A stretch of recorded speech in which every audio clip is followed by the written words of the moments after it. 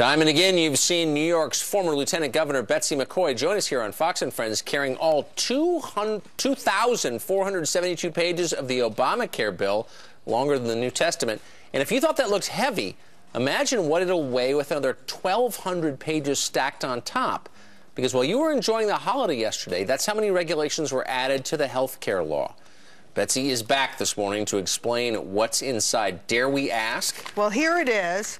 The first 600 pages are rules that doctors who take Medicare have to know, or they won't get paid, or they'll even get whacked with penalties. So this is going to make it harder and harder for seniors to find a doctor willing to take Medicare.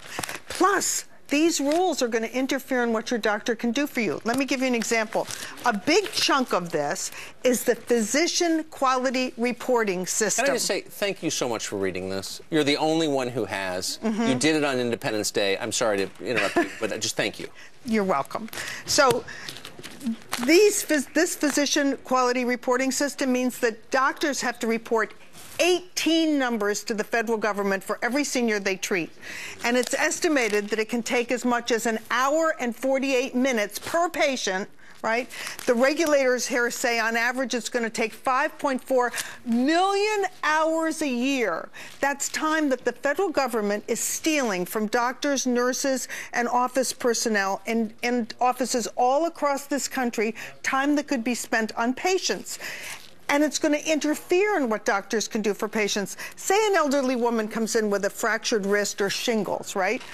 And her doctor notices that she's overweight. So instead of just treating the big problem she came in with, that doctor's going to have to go over her diet and her plan to reduce her weight. Otherwise, the doctor's going to get whacked with a penalty. Never mind what the patient actually needs in that very short visit. Well, it's also so intrusive. It's like asking you whether you have guns in your home. It's like none of their business. So this is more busybody stuff. Okay, and what about the freedom? These rules are suffocating Americans. Every department of the federal government is coming up with rules like this all the time.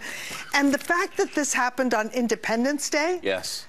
Well, let's talk about that, because in 1776, when we rebelled against that tyrant, George III, and listed his crimes in the Declaration of Independence, one of them was that King George III had imposed so many rules on the colonists and sent swarms of officers, right, to enforce them. Well, it's happening again. This president ought to be reading these proposed regulations instead of playing golf, and maybe he'd see how this is making life impossible for Americans. You are such a good American to do that. Thank you, Betsy. You're Thank welcome. you for coming on, and again, thank you for plowing through that. Where the rest of us were swilling beer at the backyard barbecue, you were burning the midnight oil reading what the actual regulations are. We appreciate it. Thank you.